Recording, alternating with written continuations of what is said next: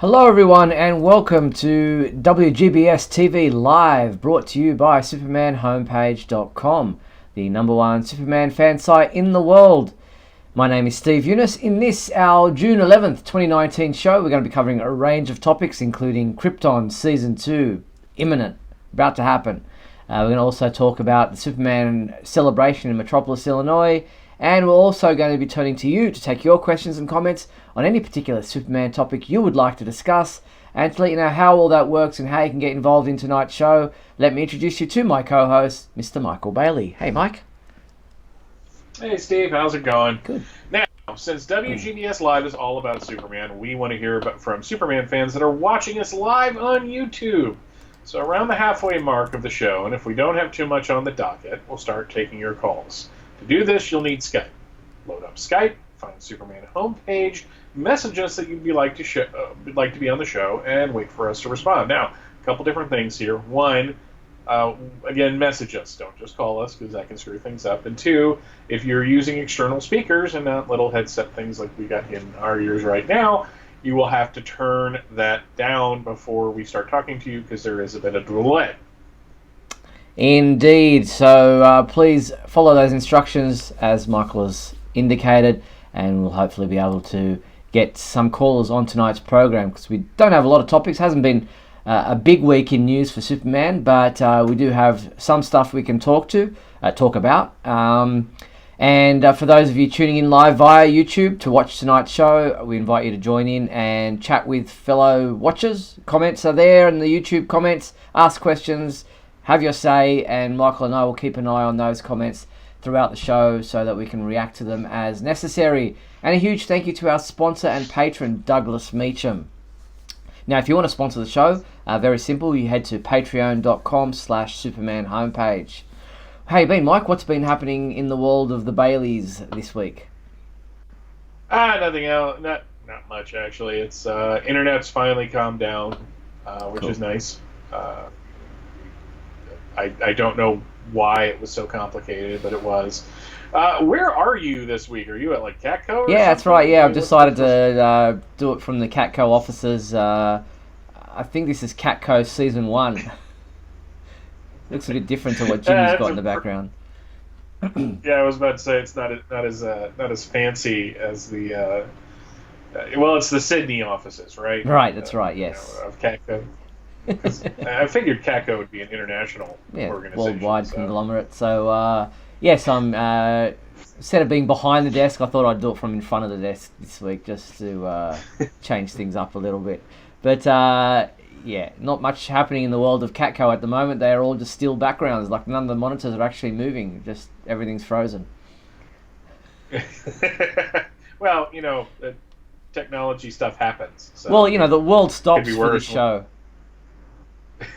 Well, that's true. I mean, but it could also be hackers, because one of the online networks that we watch was hacked today, and their live feed was interrupted by a gaming convention getting into their system. So a lot of bad people. Apparently, though, according to the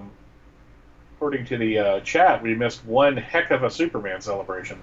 Yeah, the Superman celebration took place in Metropolis, Illinois this past weekend, the 6th to the 9th of June. And from all accounts, it went really well, and we're going to get into some of that. But I want to start with the TV side of news, and we don't have anything movie-related. And on the television side of things, Krypton begins tomorrow night for you guys. So Wednesday night, the 12th of June. Here in Australia, it's Thursday night, so only 24 hours, not less than 24 hours with the time differences for that. So I'm really looking forward to this second season of Krypton. It looks like it's going to be a crazy second season. Yeah, I mean, you got Lobo, Zod, Brainiac. You got a whole Doomsday rebellion going on, a little Civil War. Doomsday's there, so. Yeah, I appreciate. I've been meaning to mark it off on my DVR. So now I'm glad that I didn't miss it. So as soon as we get off tonight, I'm going to go click that off before I go to bed. Yeah. Now, the first episode of this new season of Krypton is titled Light Years from Home, and Segel is stranded far from home where his grandfather leads a rebellion against General Zod. And we do have a sneak peek at this episode thanks to Sci-Fi, which I'll play a little bit for you. And okay, I think we're back. Sorry about that. I think we froze there for a little bit. Yep, I know it's been locking up for people. Apologise about that. Technology, just one of those things. Here is, as I said, the Krypton sneak peek. Let's hope it plays this time. Here we go. Hello?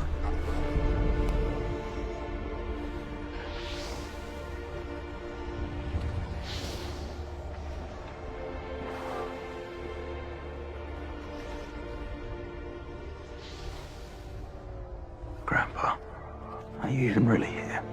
I'm a projection of your mind. Here to help guide you home. All around you are wormholes, linking separate points in space-time. And you know which one leads back to Krypton. Of course. But finding the right vortex isn't our concern. Opening it is. Luckily, you already have what you need for that. The Sunstone? It contains the harnessed energy of a 10 billion-year-old yellow sun. Come on. So there you have it. There's just a bit of the sneak peek of the Krypton episode 1 of season 2, and there is a bit more to that. If you want to watch it, you can head to our website and see the rest of that scene with Segel having a chat with his grandfather. Interesting that the when he gets transported into the Phantom Zone, you can take that sunstone with him. So hopefully that'll help him get out. I imagine it will. That's awfully convenient, isn't it? Yeah. In the chat, Tina asked about what Doomsday. Did he start out human and then end up looking like he looks? In the comics, Doomsday's origin is that he was a scientific experiment on Krypton. The scientist wanted to create the perfect killing machine, essentially. Mm-hmm. So they created this baby, and they put it in the worst parts of Krypton, and it was like almost immediately killed. So then they took that genetic material, they brought it back, they tinkered with it, and then they did it again, and again, and again, and again. Basically just creating this life form. It dies, they collect the genetic material, and this is why when Superman and it fought, and Superman and Doomsday killed each other, when it came back, it couldn't be killed the same way. It can't be killed the same way twice. It will always return.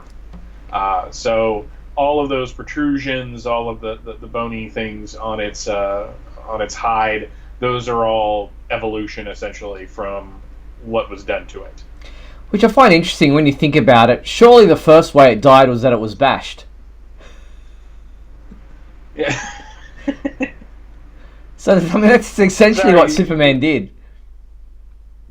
He did. Sorry, you cut off there. What did you say? I was just saying, surely the first way that it died when it first got out there was that it was beaten to a pulp. And isn't that essentially just what Superman did? So, like, I can't believe that it hadn't, in all that process, it never been beaten to death. I guess maybe he hit him harder. I don't know. Doomsday is one of those interesting things to me, in that, like, every time they try to adapt him, he's not. It's not from the comics. Like when they did the Death of Superman movie and Reign of the Superman, it's been out for a while. I feel like I can spoil this. It came from Apocalypse. And I really have a problem with that. I don't like the fact that Darkseid can just create one of these things, because what's to stop him from creating 1,000 of them? You know, it's just so. You know, I get that Doomsday is this interesting villain to throw in the adapted material. I'm kind of glad that he hasn't been in the comics for a really long time, because I think for a while there, you know, you had the Hunter Prey series, and then you had the Year One annual. And then Brainiac took him over for the Doomsday Wars. I believe that's what that was called from, like, 20 years ago. Doomsday Virus in recent years. Yeah, so it's just one of those things where I think Doomsday, unlike Bane, who was the bad guy, the ultimate bad guy in Nightfall, or Mm. at least the start of Nightfall, you know, he has diminishing returns. I guess the main reason I'm happy that he's on Krypton is I think Dan Jurgens and Brett Breeding will get a check out of that, Yeah. since they're the ones who created it. So that's the sneak peek from this upcoming episode of Krypton, which airs, as I said, tomorrow night and there in the US on Sci-Fi at 10 p.m. Eastern and Pacific time. And to further promote this upcoming new season of Krypton, Sci-Fi released a series of Facebook. Siri just suddenly decided that it wants to pop up just because I said something that sounded like "Hey Siri," but don't do it again. These camera effects for Facebook that you can use to create, allowing you to become your favorite Superman villain, and just having.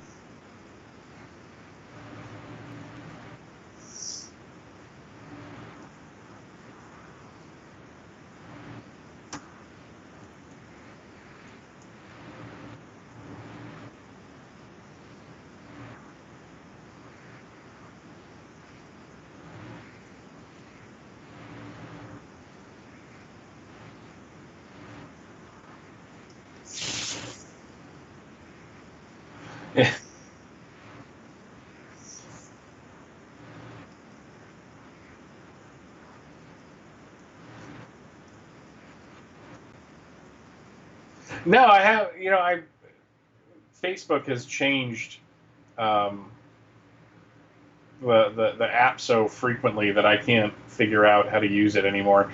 At least for these, I'm gonna give it a shot though. So that's you as Brainiac, I'm assuming. Uh,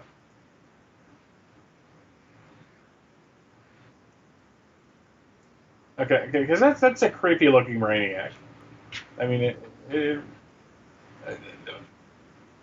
no, I was making sure it wasn't you so I could say it was creepy looking. If it was you, I would not have said it was creepy looking. Yeah. Okay. Sorry. No, it's not me. None of those are me. They're just the images that were created by Sci-Fi to promote these three different Facebook camera effects, and you can check them out on Facebook. The links are up on our website, and then you can, as I said, share them on social media using the Krypton hashtag if you want to get involved. Sorry, I was muted there for a second. I think that happened after I played the video.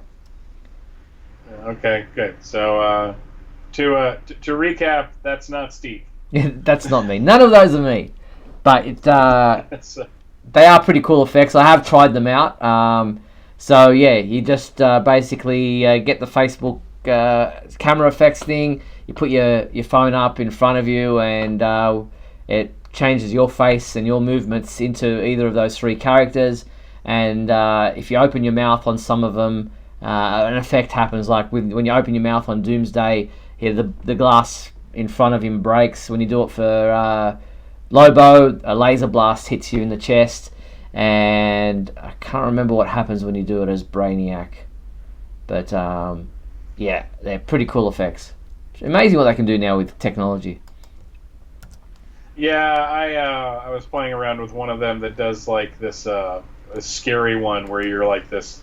Basically, you're like got a white face and long black hair, and when you open your mouth, the eyes go all creepy and scary and stuff. So, but yeah, just little. I wonder how much those cost to really kind of get together, because I'm sure the technology is pretty much kind of plug and play at this point.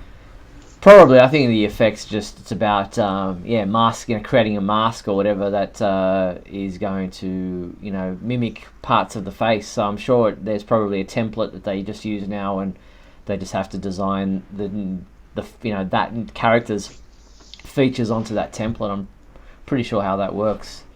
So that's how it works. So anyway, that's Krypton Season 2. And if you're interested in catching up on Season 1, as I've said, it's available on the DC Universe digital streaming service. And I think here in Australia, the Sci-Fi app as well. You can also get Season 1. And our good friend Ed Gross, who works over at closerweekly.com, he posted up a complete season 1 retrospective on Krypton with executive producer and showrunner Cameron Welsh actually going episode by episode with his thoughts and some behind the scenes information on every season 1 episode. So you can check that out at Closer Weekly, guide to all 10 episodes from season 1 with Cam Welsh providing insight and production details on each of those episodes. So that's, if you are going to watch it back, an interesting way to do it, I would imagine. Oh yeah, it's again, it's kind of nice that we get so much access to these people behind the scenes with the interviews and such that they do. It kind of, I mean, I think today, without these shows not being network and all that, it's not like it was like 20 years ago when you could just kind of rely on the audience being there. Now you got to kind of go and chase down the audience because everything's so fragmented. Indeed. So, get into Krypton. As I said, starts in the US there on Sci-Fi, June 12, 10 p.m. Eastern and Pacific time. I think it's 9 p.m. Central. And here in Australia on Sci-Fi on Foxtel, Thursday, 7:30. So check Season 2 out when you get a chance. Alright, well, let's change tack and look at the comic book side of things. And there's a big crossover happening this week with Superman and Supergirl comic books telling the same story or meshing together to form the same part of the story. And in an interview with Newsarama.com, writer Brian Michael Bendis spoke about his excitement for this crossover. And we pretty much have a House of L reunion. We've got Superman, Supergirl, Superboy, who's now a teenager. We've got Jor-El, we've got Krypto. They're all together in this one story that's taking place, as I said, in Superman number 12 and in Supergirl number 31 this week. Yeah, it's I really like how they've kind of made it so if you're reading just Supergirl or you're reading just Superman, you've gotten a satisfying story so far. But if you've been reading both of them, you're getting more and more information about who Rogol Zaar is and what his connection to Krypton is and the past of Krypton and all that. So I haven't been reading Supergirl, but I've been reading the last episode or issue-sode, I guess I should say, and read 31 today because we get the review copies, and I'm really impressed with it. It's a lot of fun. It's very spacey, space opera. So it's kind of like the polar opposite of Event Leviathan and Leviathan, which is kind of a very like intrigue and political, et cetera, and up in space there's this huge battle happening with the Thanagarians and two other races, and they're all after Jor-El, and Rogol Zaar is involved, and it's just like everything is now connected, which I really like, and man, the artwork in Superman has just been top notch. Yeah. God, Ivan Rice is just doing such an amazing job with the character. There's kind of a grandeur to it, but it's not like a bunch of splash pages that don't mean anything. It really fits the story well. And it will be interesting to see how the Superboy dynamic plays out. For the longest time, she was supposed to have been older than Kal-El and have, come to Earth to help him grow up, and but because of what happened to her and the way things just played out, he's now older than her and more experienced than her, and she's the younger cousin, if you like. And now with John being a little bit older and more of a younger teenager than her, I guess they're going to be, from what I'm reading, they're going to be playing out her mentorship of John and allow her and John to have a relationship that is going to finally allow her to be that mentor type figure that she was supposed to be for Kal-El. Yeah, and the thing I'm happiest about, really, especially as I've been rereading the new Krypton saga, Yes, Venkman, I'm still reading it. Yes, I'm doing it to myself, just to save you the comment that's coming. The When Supergirl was brought back in 2004, there was such an adversarial relationship between her and Superman. And, I kind of see why they did it, because it was different from what happened in the Silver Age. But to me, it always felt really weird because, it's not like the Batman family. The Batman family can argue with itself all the time because Batman is Batman. I mean, he makes it really hard to get close to him. But Superman, by his nature, is kind of a welcoming, kind of inclusive, we're family type character. So having it forced just felt like, forced drama.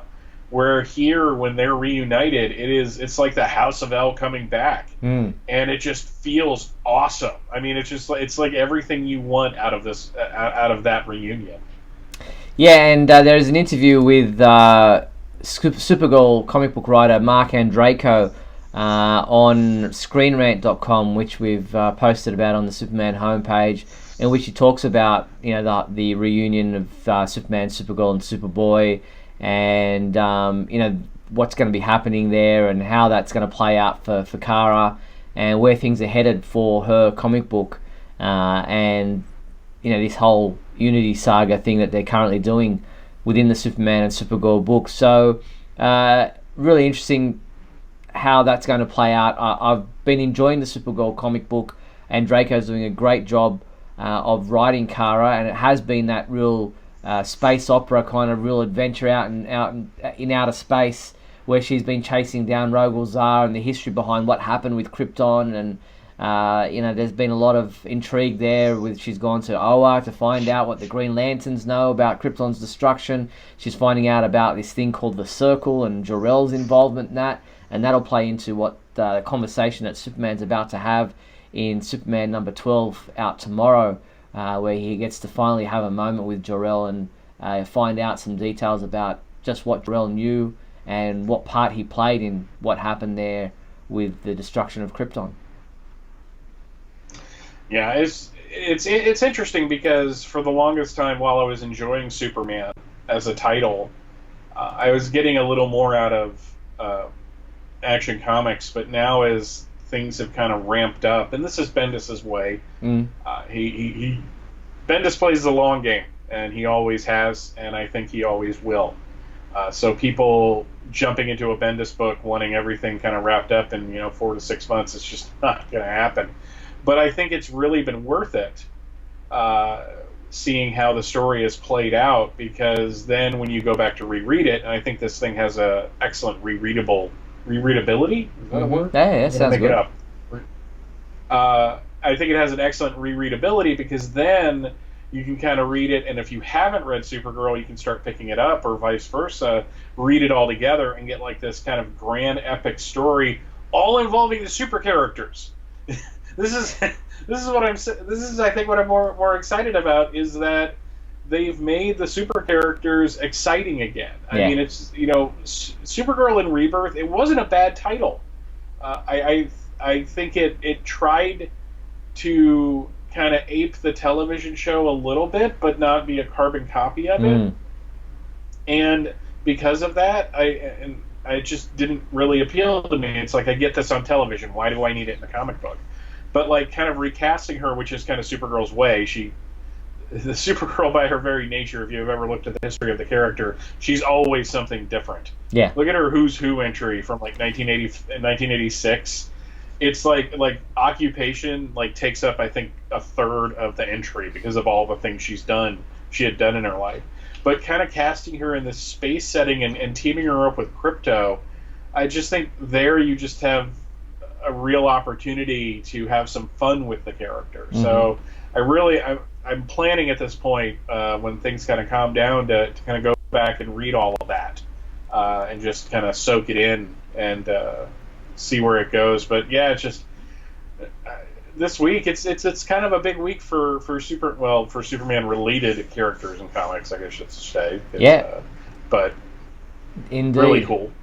Well, we will get into what comic books are coming out this week. We're going to take a quick break, play some messages, and then we'll talk about this week's comic books and the big one, which is the event Leviathan, which I kind of it went over my head that I hadn't realised it was out this week. But it is not very Superman related. You will get into that in a second, but Superman will be a part of this event. So we'll be back right after these messages to talk about what's coming out this week in the world of comic books. Don't go anywhere. We'll be back very soon.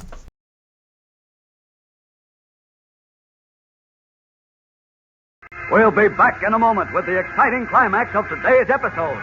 So stand by.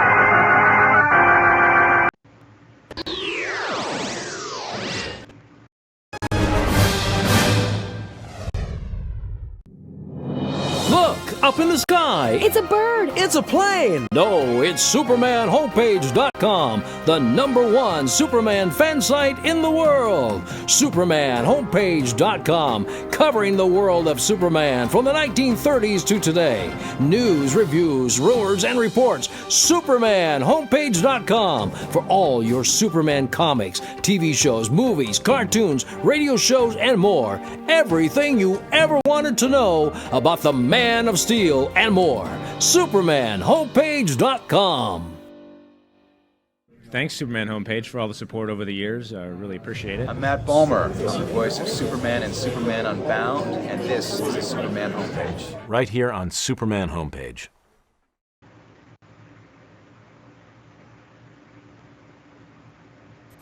I'm freezing! Superman! Uh-oh. Sounds like Lisa and Scott are trapped in the icy cave of that frosty-faced villain, Captain Cold. This is a job for Superman. My fast freeze zapper will freeze Superman forever. No way, Captain. Here, kids, my new Superman Hot Cocoa Mix is the super tasting way to warm up. It's really sweet. And chocolatey. And see, Captain Cold can't take this warm reception. New Superman Hot Cocoa, the super tasting way to warm up. And we're back on WGBS TV Live, where, as we mentioned at the beginning of the show, if you do want to be a caller on tonight's program, head to Skype and search for Superman Homepage and send a message to us saying you'd like to be on tonight's show, and Michael and I will figure that out and get you on. Now, as I mentioned before the break, this week in comic books there is some interesting releases, and let's get into those right now. This week we do have Event Leviathan #1 by Brian Michael Bendis out this week. I forgot to mention on the Superman homepage that it was out this week, but even in the Speeding Bulletin, which is being released this afternoon, or this tomorrow morning, sorry, forgot that it was out. But you've had a sneak peek at what is in this comic book, Michael, and Superman isn't a massive part of it. No, but Lois Lane is. Lois Lane is one of the main characters of the series. This is it's the only spoiler I'm going to give because it really doesn't have anything to do with the plot of the issue. Mm-hmm. Superman. This takes place when Superman's off in space dealing with Jor-El and everybody. Yeah.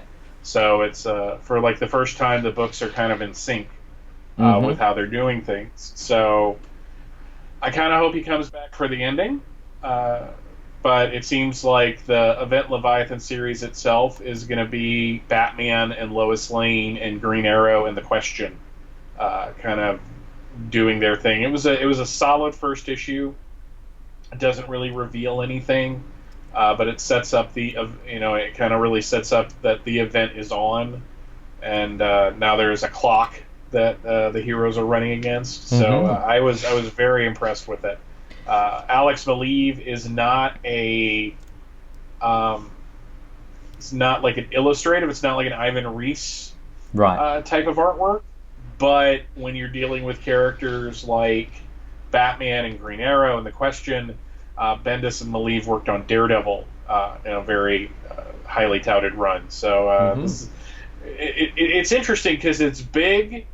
It's a huge event. I mean, this is all of the organizations of the DC Universe falling. We've been reading about this in Action Comics. But it also feels like small. Not small, but like intimate. It's really interesting. Okay. So that's Event Leviathan, issue number 1, out tomorrow. And also out this week, Supergirl number 31, which we've been talking about pretty heavily tonight. That is also available in a variant cover, which I think that's Amanda Connor does impressive artwork. And you've got the family of the super characters there in a very dynamic pose. Also have Superman number 12 out this week, and we love dialogue on the covers of our comic books, and that is also available in this stunning variant cover, which makes up part of the background of the Superman homepage website at the moment. And then also available this week, we have Wonder Twins number 5, which is out this week in a variant cover as well, showing Zan and Jaina. And we also have DC Poster Portfolio by Stanley Artgerm Lau out this week, and his covers of Supergirl have been massive variants that have been highly prized items over the last few months. And also out this week, Superman Action Comics, The Oz Effect, is out in trade paperback this week as well. So that's what's there for Superman fans who read comic books. As opposed to the Ozzy Effect, which is completely different. Yes. It's a different Superman story altogether. Up and g'day. So we wow, just made that up on the spot. Tippy waiters. If you are watching this as it happens, which you have to because it's not audio anymore, Mike, remember that. I just look at that since I'm watching the delay. So you're hearing this in the future. I've just said it, and you haven't heard it yet, but now you're hearing it now. But I said it like 15 seconds ago, just to kind of wibbly wobbly timey wimey. That the variant cover for Superman this week, I saw it as it came up on the screen, and suddenly I heard like the theme from the Fleischer cartoon. That's a pretty impressive. That's an impressive variant cover there. It is. I'm going to bring that up again. It kind of reminds me. I don't know why, but something about his face reminds me of the Fonz. Hey. Henry Winkler was an icon, so the Fonzie is it the hair? It has to be the hair. Yeah, I think it's the hair, and yeah, very much a Fleischer pose from that intro from the Fleischer cartoons of the 1940s. But that is what's out in comic books this week. Event Leviathan didn't list it on the website, but it is out this week, and as Michael said, Lois Lane is one of the main characters. Alright, well, outside of the world of TV, movies, comics, this past weekend, Thursday, Friday, Saturday, Sunday, saw the Superman celebration take place in Metropolis, Illinois. And by all accounts, everyone had a great time. There was a little bit of rain around, which is unusual. Sometimes you get a downpour there, but it's usually stinking hot. And so it might have been welcome relief. But it didn't spoil the events. And we have some video up on the website thanks to our good friend Ken Sills, who live streamed most of the main events that happened there: the opening ceremony, the costume contests, the closing ceremony, and the Superman homepage meet and greet, which I'll get onto in a second. Erica Durance was there, Helen Slater, who else was the lady from Arrow? I always forget her name. And there was some great photo opportunities with the Erica Durance in front of the Superman statue, which looked pretty cool as well. Yeah, it all looked like everyone was having a really good time. It seemed like Trina Law was a delight to have your picture taken with. There's a really good picture of Erica Durance, like standing, a couple good ones of her standing in front of the statue. It sounded like everyone was having a good time despite the rain. Here we go. I saw a lot of people posting pictures of the little. I guess they left stuff around for you to find. Yeah, these little images. So it seemed like everyone was having a really good time. Yeah, and obviously Helen Slater's been there before. Katrina Law hadn't, and Erica Durance was announced a couple of times but never appeared but she finally got to Metropolis this year, and great photo opportunity at times for people to be able to get their photo or autograph with these Superman celebrities. And there was also the Superman homepage meet and greet, which took place on the Friday morning in the American Legion building in Metropolis, Illinois, and we have a little bit of video of that as well. I'm just going to play you a little bit of video also of people go like, what is this Superman celebration? What happens there? What's it like? It's not like a comic convention. It's more like a festival, if you like, a community festival. There are events indoors, there's signings, and there's, Artist Alley and Writers Way where you can see some of the comic book artists and writers. And there's also, merchandise to be bought.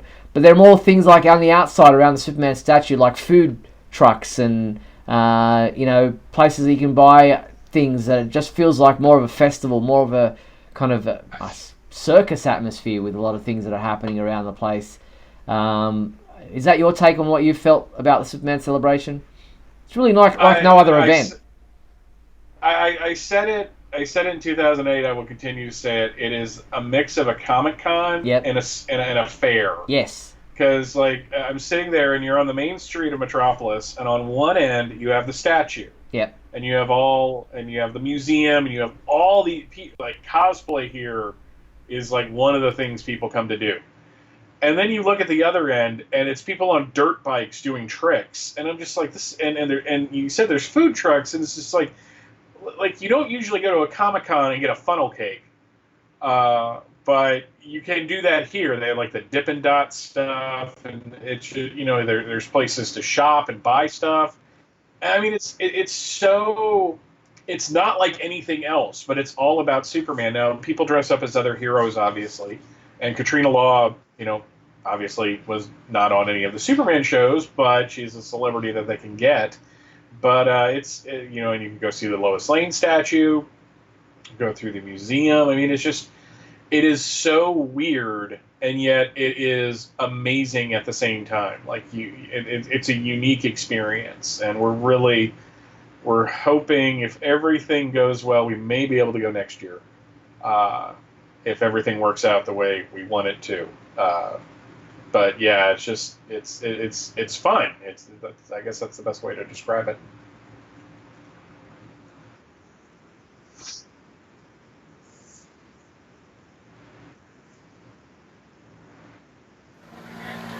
What's up, Tara? Hi. Live stream for everybody around the world. What up? You're famous now.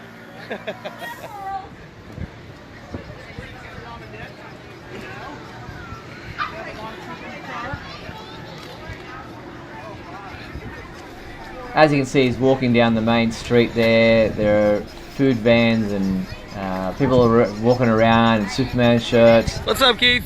There are people in costumes. And as he gets closer to the Superman statue, which is just down the end of the street here, he gets towards the Superman Museum as well. And you'll see more cosplayers. There's Black Panther there on the right. People are stopping and having photos with all different characters from different universes, not just DC. Thank you very much. Look at that guy. Nice. How's it going? Awesome, dude. Awesome.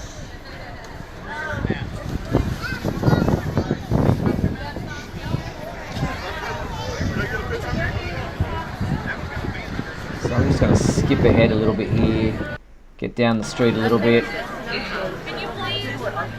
There is Jamie Kelly, who is a good friend of ours, who dresses up in the 1986 Superman costume. Say super. And he does a wonderful job at doing. He also Superman. hosts Could you tell us why the Superman homepage meet and greet. Well, it's a beautiful city. The Daily Planet's here, one of the best newspapers in the entire country, or the world. I don't remember the street. Yeah, you act like you know some of the writers. Oh, sure, certainly. I mean, they've been covering me for longer than I can count. So, but it's a good time. It's a lot of fun. So I encourage everyone to show up and bring your best costume. Awesome. It's a lot of fun. Thanks, Superman. You're welcome. So we're just going to forward down the street here a little bit, get towards the Superman statue. There's the Celebration Videos page. There's the museum there on the corner. Cool Batmobile here. There's a Batmobile there. Look at that. Excuse me, folks. Look at that. How gorgeous is that?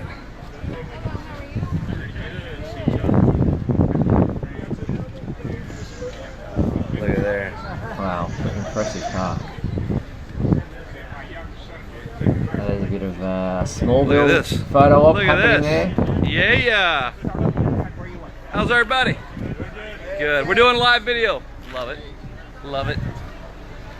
You guys all look great. You guys look great. Keep it up.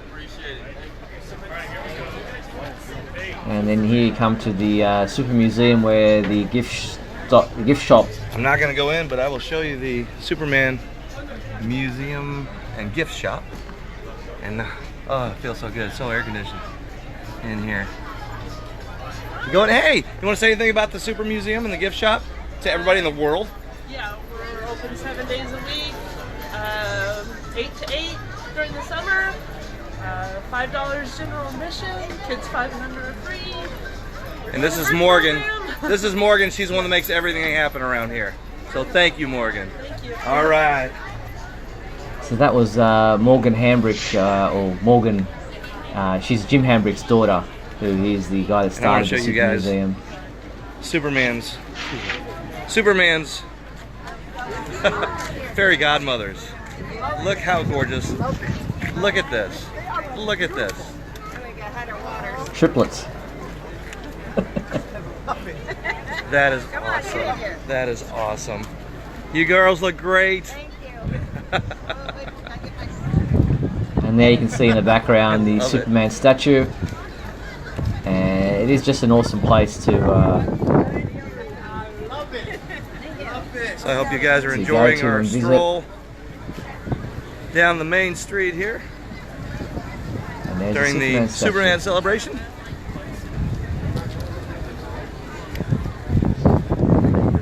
And he's so jealous even Batman has right to here. turn up. Bat, you want to?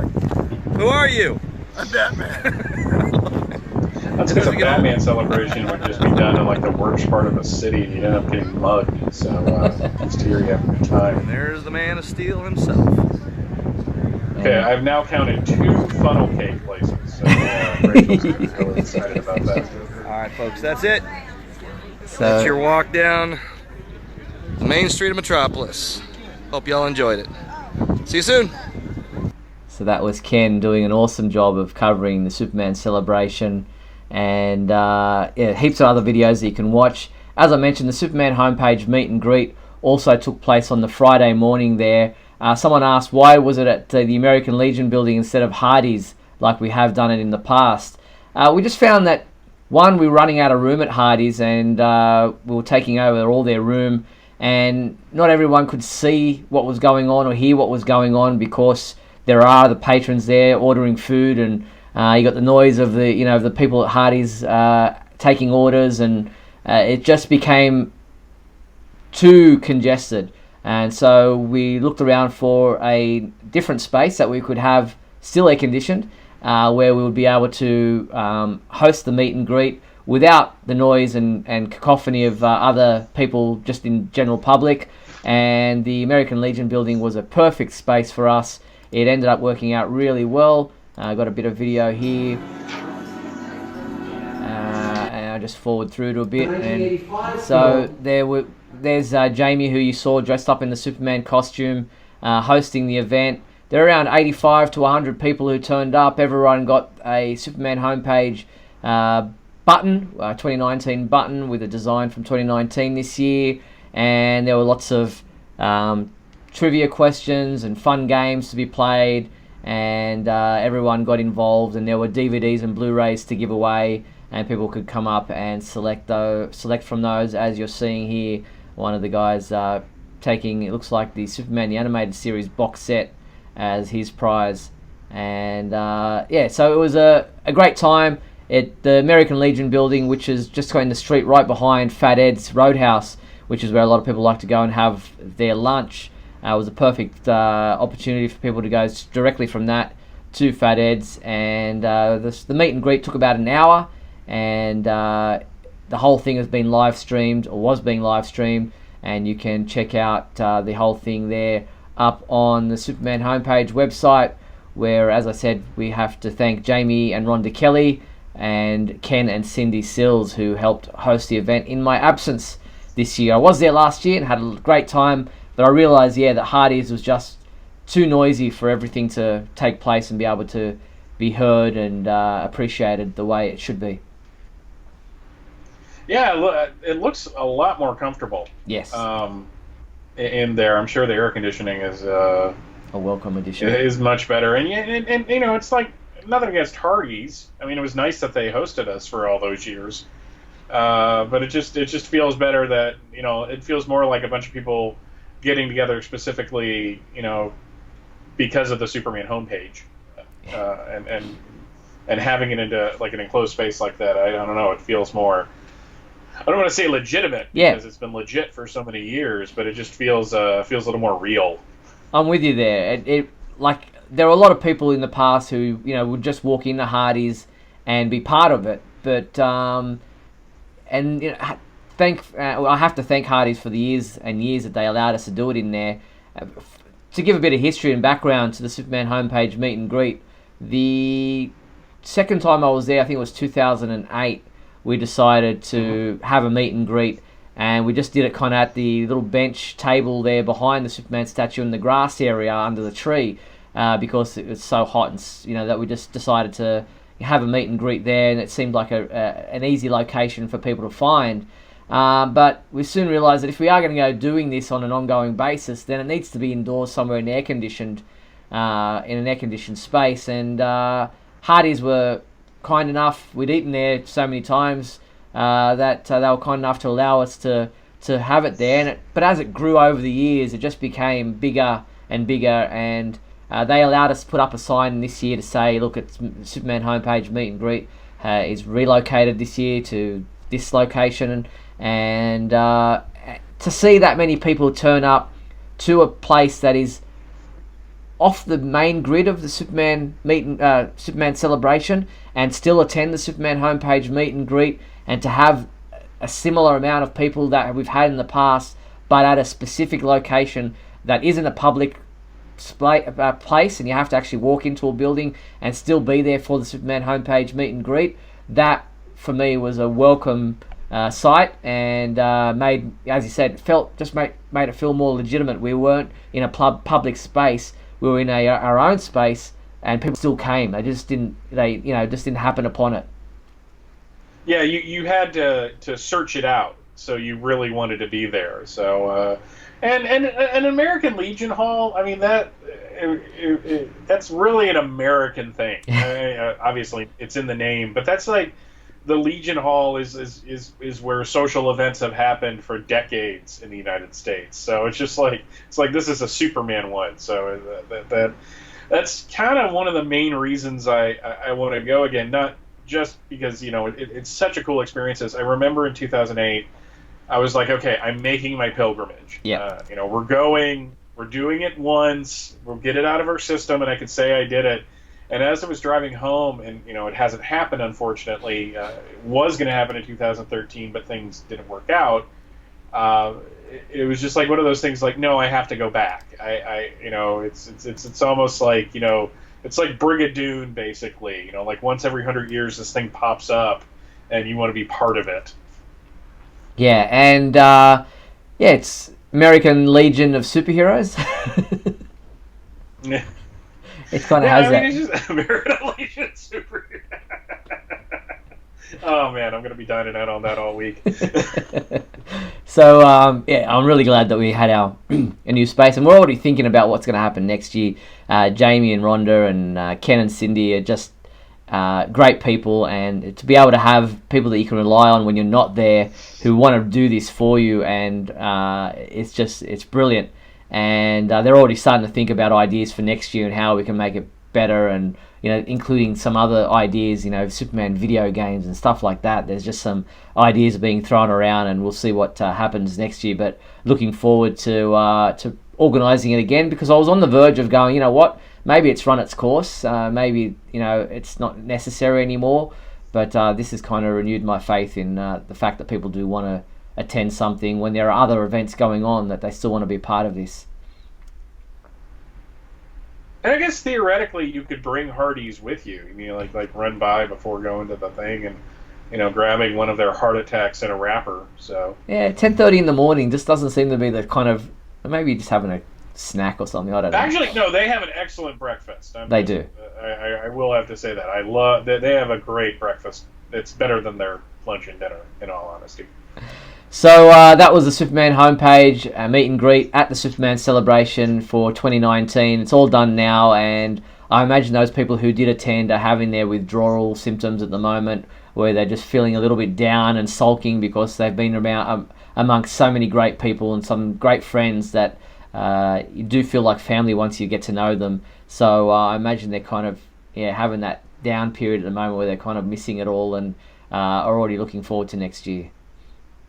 Yeah, it's kind of like Dragon Con here, where once you've sobered up and or because not everyone drinks, but a lot of people do, and or gotten some sleep, you kind of miss it. So it's really the people. That's what surprised me the most was, we fell into a crew pretty quick. Yeah. Of the people that we spent the most time with, but I'll never forget. I went to go see, it was the night Superman the movie was playing, and Rachel wasn't feeling well, so she stayed in the hotel room. And I went by myself, and just people talk to you. Yeah. And I'm not a social creature. I'm really one of those people that'll sit, I am like a wallflower. And Michelle, a woman named Michelle, who I'm friends with on Facebook now, just started talking to me and struck up a conversation. I'm like, I've got to socialize. Oh, this isn't good. I'm bad at this. So, but you automatically feel comfortable. You'll feel at home because it is that. I said it's like a state fair and a comic convention, and I think that's what does it. Is that everyone's there to have a good time. No one's there. There isn't like. There's people cosplaying and showing off, but no one's there to sell you. Well, there are people there to sell you something, but it's not like a message board come to life. It's there's a dated reference.